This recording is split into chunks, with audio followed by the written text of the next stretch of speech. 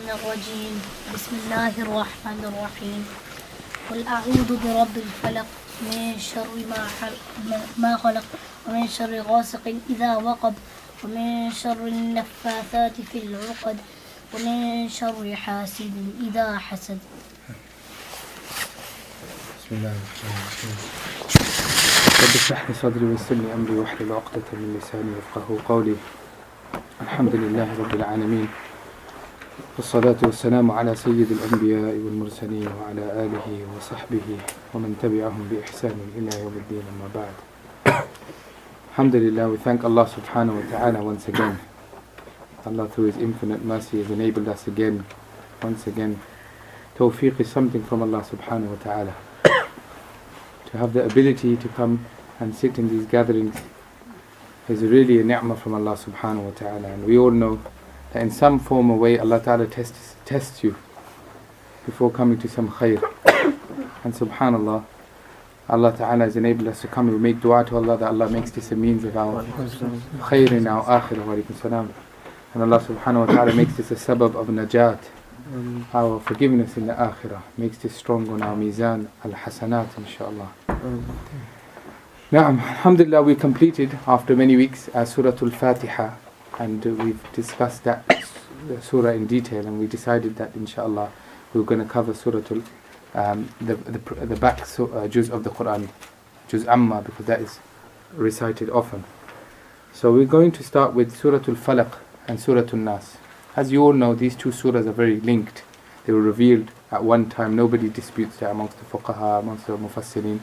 Nobody has disputed that the surahs, they were even Rasulullah sallallahu alaihi wasallam named them as al-mu'awwadhatayn. They're known as the two surahs in which you seek Allah subhanahu wa ta'ala's refuge and protection through. And they have a historical evidence, and they have a historical significance.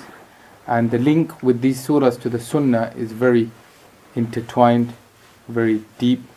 Without the sunnah, you won't be able to understand why these surahs were revealed. So there is a big group of people, unfortunately, in the face of Orientalists, who always try to discredit the ahadith. And subhanallah, a very easy answer to them is that the same source of the Quran is the source of ahadith, and the robust really method of collection of ahadith is not found in any other tradition besides the tradition of Rasulullah sallallahu alaihi wasallam. So alhamdulillah, that's a separate discussion. But the need for hadith, to understand Quran, you need ahadith. Without ahadith, you would not be able to understand the reasons why certain ayat were revealed, except the context of the Quran would not be clear to us. So we are dependent on that. And if you want to study the life of Rasulullah sallallahu alaihi wasallam, many people, they opt to read surahs, which is a good option, but that's an overview, and that's that particular author's interpretation of the seerah. The seerah, in essence, is you'll understand through studying ahadith. That's what the poet says in Arabic. Ahlul hadithi humu ahlun nabiyyi wa in lam yashabu nafsahu anfasahu sahibu. That the people of hadith, the scholars of hadith, they are in essence the people of Nabi, like the companions. Because even though they may have not witnessed Rasulullah sallallahu alaihi wasallam, but because the study of a hadith is about every fraction and portion of the life of Rasulullah sallallahu alaihi wasallam, they're witnessing every breath of his. Anfasahu sahibu. So that is why there is a great reliance and importance of hadith. What is the connection with these surahs? Subhanallah, I told you that in Surah Al-Fatiha has the message of the whole Quran.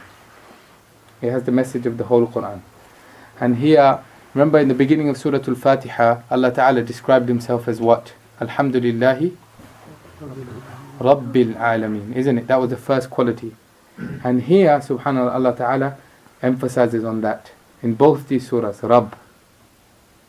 قُلْ أَعُوذُ بِرَبِّ قُلْ أَعُوذُ بِرَبِّ النَّاسِ رَبِّ الْفَلَقِ. So this is a sort of interpretation, subhanAllah, or an emphasis on that point that is mentioned in Surah Al-Fatiha. Also, in Surah Al-Fatiha we say, إِيَّاكَ نَعْبُدْ وَإِيَّاكَ نَسْتَعِينَ. This surah is a manifestation of that. Iyyaka na'bud, we're seeking Allah Ta'ala's refuge. Okay? And there's difference, inshallah, when we do the word a'udhu, you'll understand in how we are falling in obedience to Allah subhanahu wa ta'ala by saying these words. So, before we go into the hadith, before we go into the actual historical significance of this surah, we need to understand what's the importance of this surah. Rasulullah sallallahu alaihi wasallam, he taught the Sahaba, used to teach the Sahaba. Many narrations are mentioned in the books of tafsir and in the ahadith. Imam Ahmad has mentioned many fadail of this surah as well. And one of them is that the Rasulullah sallallahu alaihi wasallam said, after these surahs were revealed, he wouldn't seek refuge from anything through any other means. Before these surahs were revealed, he would seek refuge in different words. We find, if you look at the du'as of Rasulullah sallallahu alaihi wasallam, you find he makes dua of Allahumma inni a'udhu bika min fulan wa fulan, and there's various du'as in which he seeks refuge from various things. But after these surahs were revealed, he would strictly use these surahs in seeking refuge from Allah subhanahu wa ta'ala. So this is a great, subhanallah, change in the method of dua of Rasulullah sallallahu alaihi wasallam. As well as that, he would teach the Sahaba. He would tell them, many narrations, Uqba ibn Amir is very famous for this, and he says that he would say, Rasulullah sallallahu alaihi wasallam would call us, and he in fact mentions this incident that he was traveling, and once again the Sahaba used to love mentioning the incidents.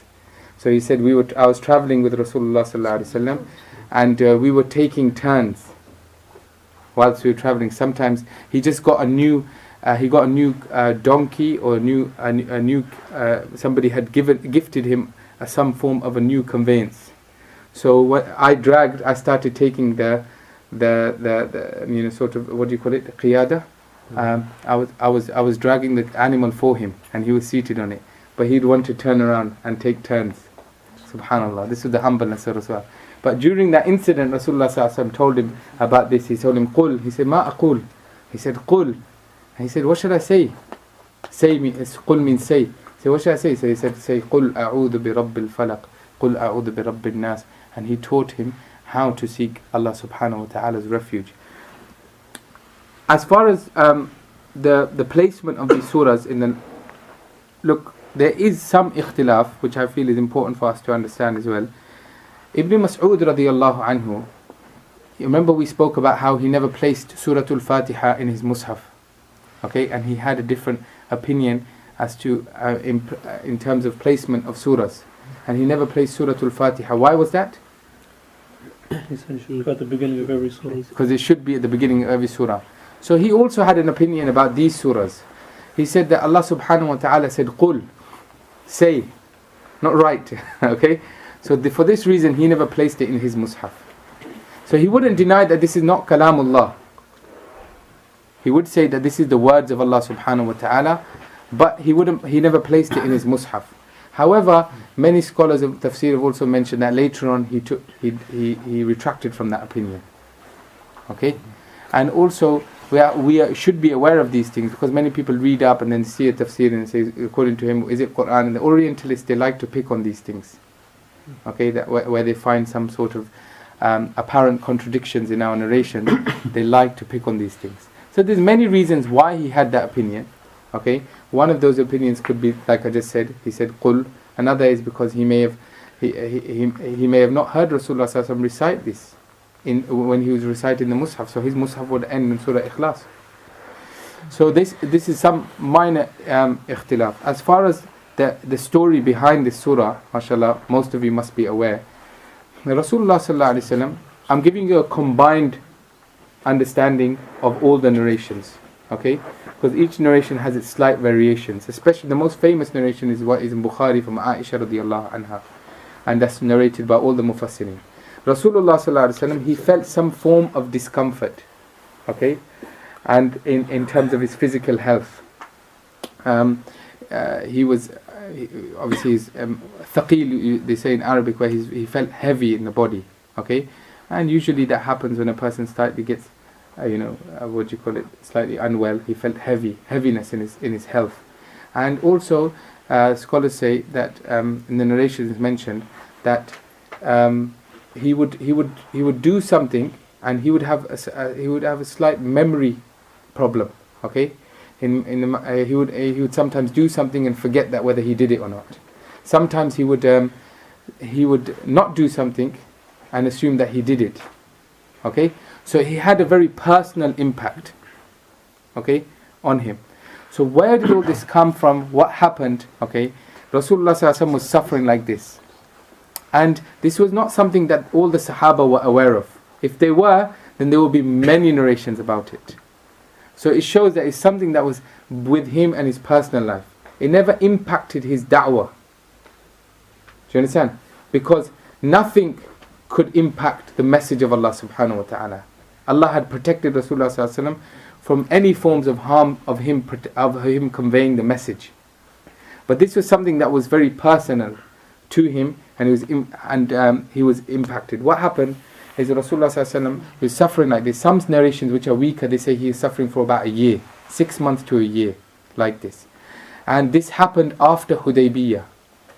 When did this happen? After Hudaybiyah. What happened is that now Hudaybiyah was where they signed the treaty. You all know that, isn't it? Remember? MashaAllah. So Hudaybiyah was from where they signed the treaty with the Makkans, and now they were safe from any harm from the Makkans. And the Jews, by that time, as you know, after Ahzab, they were quite a few of them were expelled. Some of them had been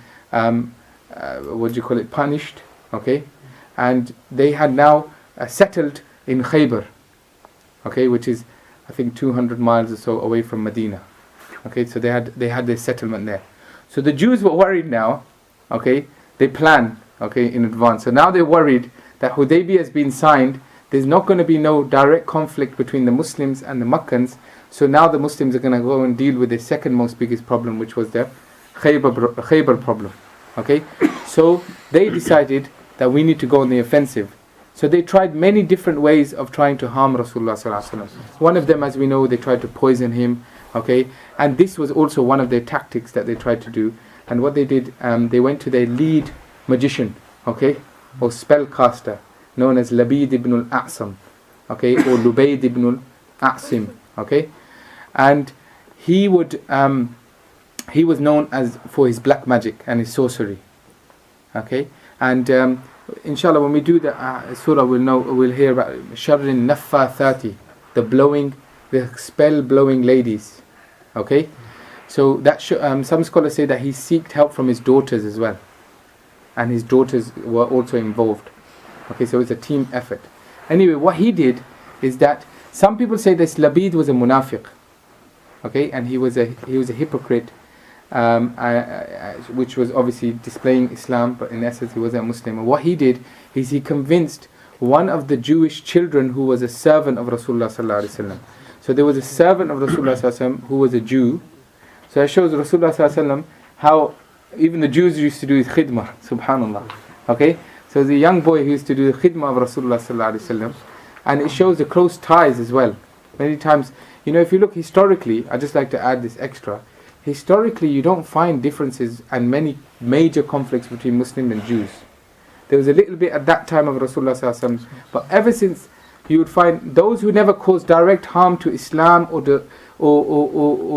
done any form of treachery, etc. The Muslims have always kept peace with them. Okay, look at the Ottoman Empire. You look through history, you never find the Muslim. Most of the conflicts were between Christians and Muslims, the Crusaders, etc. Okay, Muslims actually gave them separate settlements and took much care of them. And in the life of Rasulullah sallallahu alaihi wasallam, you find Jews that came to seek judgment from Rasulullah sallallahu alaihi wasallam, because they found him to be most just. So this concept of Jews being our enemies, etc., like that, okay, it has to be supported through, you know, obviously Allah Ta'ala has mentioned certain things and traits of the Jews and what they did. But in terms of living style, Rasulullah sallallahu alaihi wasallam tried his best to keep it cool with them. Okay, so we're living in a multicultural society as well, and we have different backgrounds. Okay, and Allah Ta'ala said in the Quran clearly, لا ينهاكم الله عن الذين لم يقاتلوكم في الدين ولم يخرجوكم من دياركم أن تبروهم وتقسطوا إليهم. Those who don't harm you directly, don't kicking you out your house, you have no harm. There's nothing wrong with you being good with them and being just with them. So with our neighbors as well that we're living with, okay, it doesn't matter what background we have a certain right And later on the Muslims, they did live with the Jews. Okay, and they lived with them calm. This was a political issue. Okay, where the Jews weren't happy with the Muslims ruling. And this was something more serious. They say all is fair in love and war. Okay, so this they were in active war with the Muslims. You have to understand the context. Okay, and so they were. So what they did is they decided to this Labid, he was able to persuade one of the youth, the Jew young boy, to go and get one of the combs of Rasulullah sallallahu alaihi wasallam. Once he possessed the comb, what he did is he got the hair of Rasulullah sallallahu alaihi wasallam, which was obviously probably in the comb, and he tied 11 knots on that comb. Okay, so and then when he tied it with a what do you call it, a needle, so it's a firm knot. And so Rasulullah sallallahu alaihi wasallam, the hadith of Aisha radiallahu anha says that he said, he told Aisha radiallahu anha that Allah Ta'ala has answered my prayer. I was suffering from some difficulty. You as my wife, she knew, okay, because she knew very well, and she says that he says that I've asked Allah Ta'ala, and Allah Ta'ala has answered my prayer. And how he answered it is that I was sleeping, and one of the things that Rasulullah suffered with as well was that he couldn't get enough sleep at night.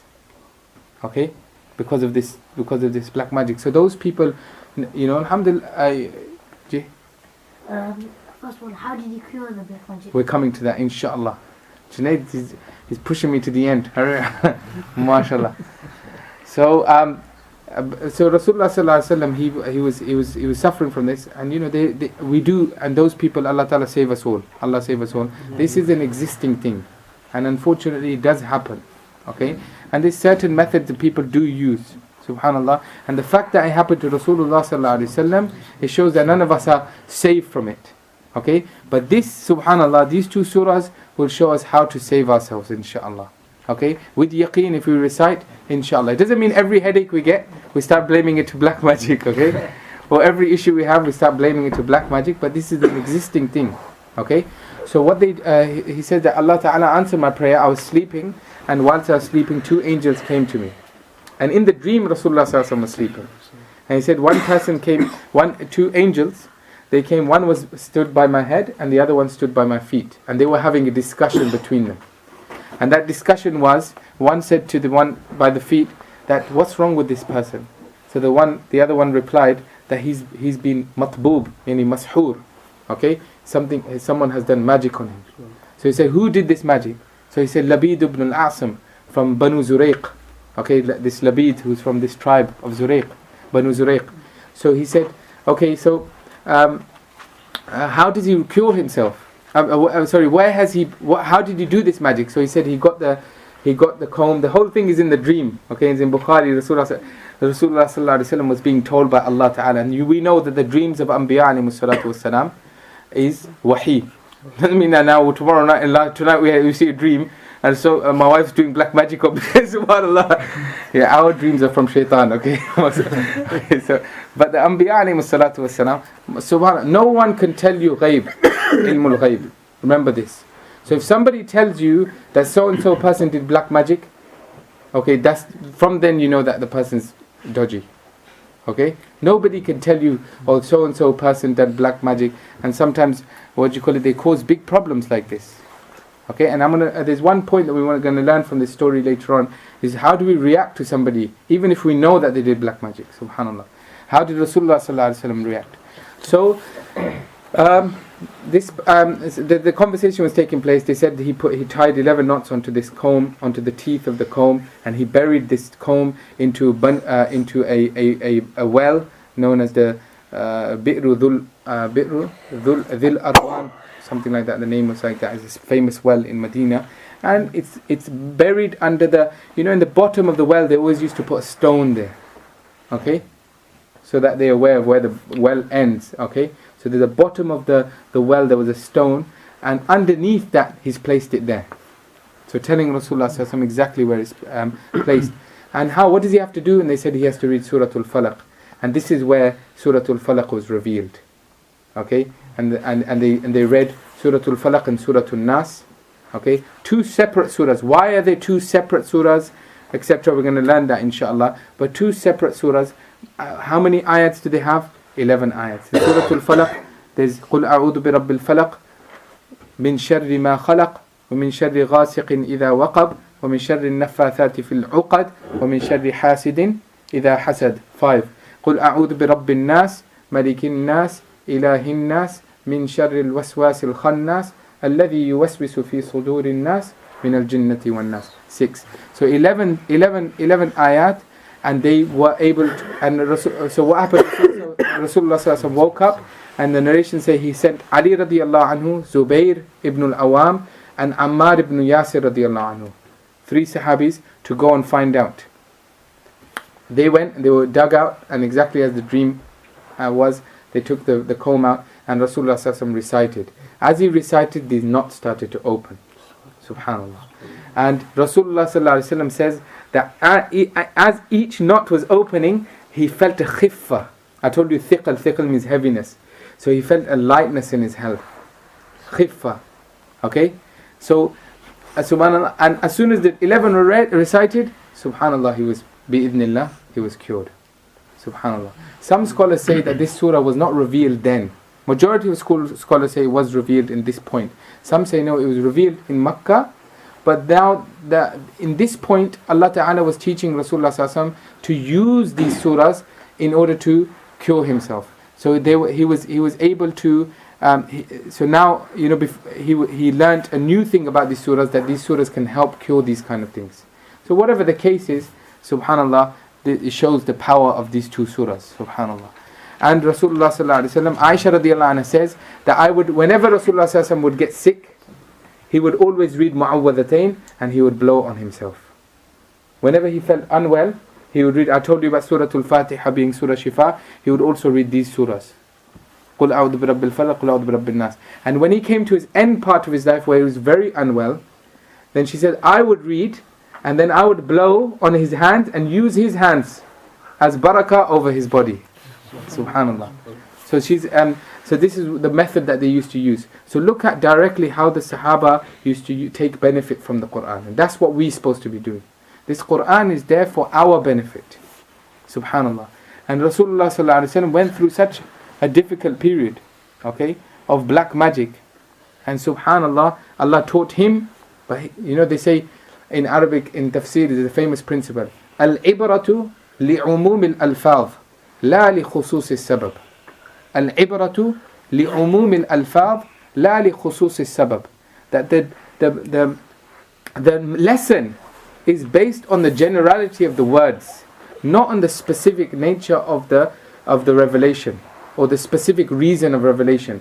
So we can say these 2 surahs, Labid ibn Asam, the story of Rasulullah sallallahu alaihi wasallam, and connect and give it a historical significance. But actually these surahs are talking to us. And these surahs will benefit us as long as we have yaqeen in Allah subhanahu wa ta'ala. Many narrations, Rasulullah sallallahu alaihi wasallam said that these are the best thing a person could seek Allah's refuge through is these 2 surahs. Every morning when we wake up, read this surah 3 times after Fajr Salah. Every evening, subhanallah, read this surah and Qul a'udhu bi rabbil falaq, Qul a'udhu bi rabbin nas 3 times. Subhanallah, you will feel, inshallah, will become, mashallah, invisible. Okay, inshallah, Allah will protect us, inshallah. Bi'idhnillah, we've got to have yaqeen though, okay, and faith in Allah subhanahu wa ta'ala. Now, as far as the surah is concerned, Surah Al-Falaq is named. Okay, Allah Ta'ala starts off with قُلْ أَعُوذُ بِرَبِّ الْفَلَقِ. Say, I fall into the protection of the Lord of daybreak. Okay, I translated it slightly different. Usually we know it as I seek refuge. Okay, but I heard one Shaykh's tafsir as well, and he mentioned correctly that seeking comes from the bab isti'adha, which means to seek refuge. Okay, this word awadha has many variations in Arabic. Okay, one meaning is isti'adha, which means to seek refuge. Another one is awadha, to sort of read upon somebody else. Do you understand how you seek refuge for somebody else? Okay, where you will call it ta'weedh. Do you understand? Where you read and you blow onto somebody else, you're seeking refuge for. So for your children, what we do is we do awwada. Do you understand? We read on their behalf. Okay? But adha ya'udhu, the word that's mentioned here, na'udhu, a'udhu, okay? It means to fall into. Okay? To leave the seeking out, go into protection direct. Do you understand? Go into the fort of protection. So when we read in this surah, subhanallah, there has a heavy message of obedience here. Remember we say, إِيَّاكَ نَعْبُدُ وَإِيَّاكَ نَسْتَعِينُ. Oh Allah, we seek, we only worship you. Subhanallah. Obedience, isn't it? And the whole message of the Quran is about obedience. So in this as well, we find A'udhu is telling us, I fall into and that is the sign of a believer, that we fall into Allah Ta'ala's protection. Subhanallah. And the word Adha actually means to run to somebody for help. Do you understand? Like for example, Yusuf alayhi salam, when he was confronted by the wife of the Aziz, who Zulaykha, some people say was her name. What did he say? Qala ma'adh Allah. Okay? Ma'adh means the place of refuge. So he's saying as though he wants to be in the place of refuge by Allah subhanahu wa ta'ala. Okay? So here as well, we're running directly into, we're not seeking, we're running into the refuge of Allah ta'ala. So it's changed the whole perception of the surah. The reason why qul is mentioned, there's many wisdom as to why qul is mentioned here. Okay? One of the reasons why qul is mentioned, remember everything, I'm trying to link it with Surah Al-Fatiha so we can understand the magnitude of both surahs, subhanallah. So in Surah Al-Fatiha we mentioned that Ihdina as-sirata al-mustaqim, sirata alladhina an'amta alayhim. Who's it referring to? Anbiya, isn't it? It's referring to the prophets. Okay, so Risala is a very big part of the Quran, isn't it? So here when we see qul, where Rasulullah sallallahu alaihi wasallam could have just said A'udhu bi Rabbil Falaq. But when we see qul, we know he's being told by somebody else. He's being told by whom? Allah Ta'ala. So it shows that he is not bringing the message himself. Because if he was bringing the message himself, why would he say qul? He would just say A'udhu. So it shows, this surah proves Risala. Okay, it has an element of Risala. Even Qul huwallahu ahad, Qul a'udhu bi. And also it shows the humbleness of Rasulullah sallallahu alaihi wasallam. That at the same time, although he's the Nabi, everything, but he's still the slave of Allah subhanahu wa ta'ala. Allah said say, he had to say. Do you understand? He's ordered by Allah ta'ala. So this is a very significant message. Then after that, Rabbul Falaq. Inshallah, we've discussed a bit about Rabb. We'll discuss it more, inshallah, in the next surah. About the word Rabb, inshallah, and its in-depth meaning.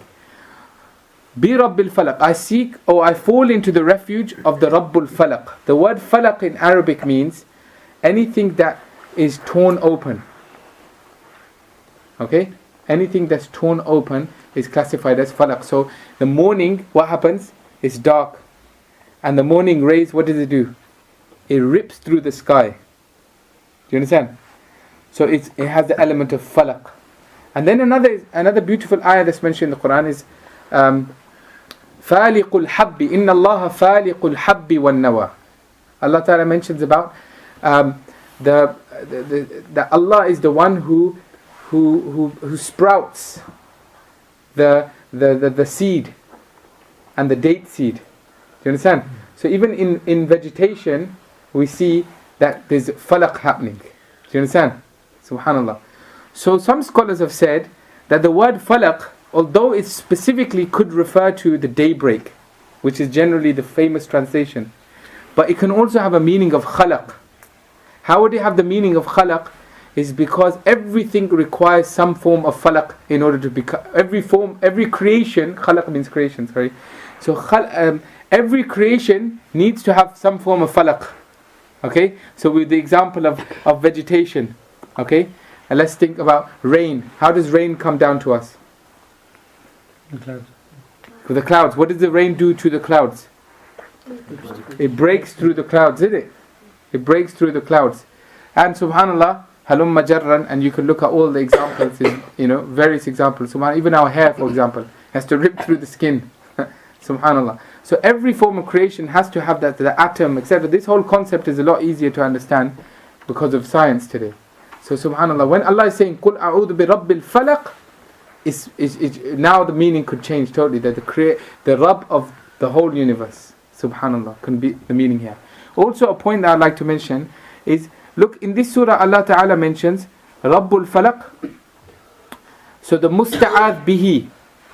Musta'adh bihi. So there's three people I want to just introduce to you, and then you could go inshallah. Number one is, who's seeking refuge? Or who wants to refuge? Us. We're known as the musta'idh. What are we known as? Musta'idh. MashaAllah. Assalamu alaikum musta'idh. How are you doing? Alhamdulillah. Right. Who are you, Junaid? Where are you? He's hiding today. Are you musta'idh? Inshallah. In this surah you're musta'idh, seeking refuge, okay? Then after that, who are you seeking refuge by? Allah Ta'ala. Allah is musta'adh bihi. Musta'adh bihi. Who's Allah? Musta'adh bihi. And who are you seeking refuge from? Shaitan, all these various categories, they're known as musta'adh min. What is it known as? Musta'adh Min. So quick test.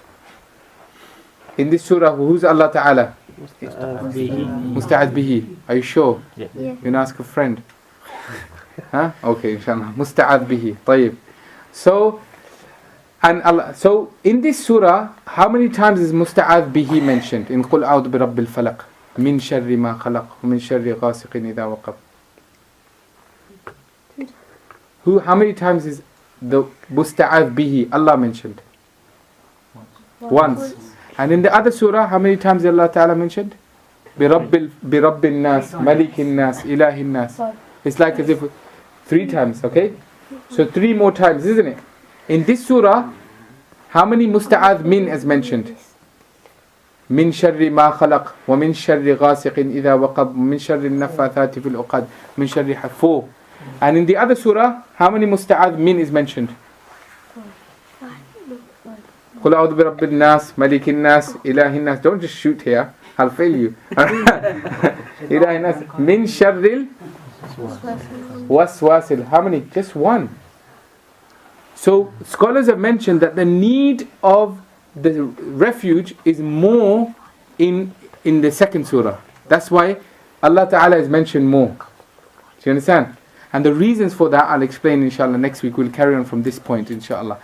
But very powerful surahs, mashayikh, inshallah. Let us start one action inshallah, one amal. Okay? Before we go sleep, we read these 2 surahs. When we wake up, we read these 2 surahs. Make a aada of reading these 2 surahs. On our children, we teach them. If they're young, we read it and we blow it on them. Okay? Inshallah, Allah Ta'ala will protect us from a lot of shar. Okay? That we don't realize we're affected by. When we start reading the surah, subhanAllah, our life will change. Okay? Subhanallah. So let's start that inshallah. Allah Ta'ala grant us tawfiq. Subhanallah.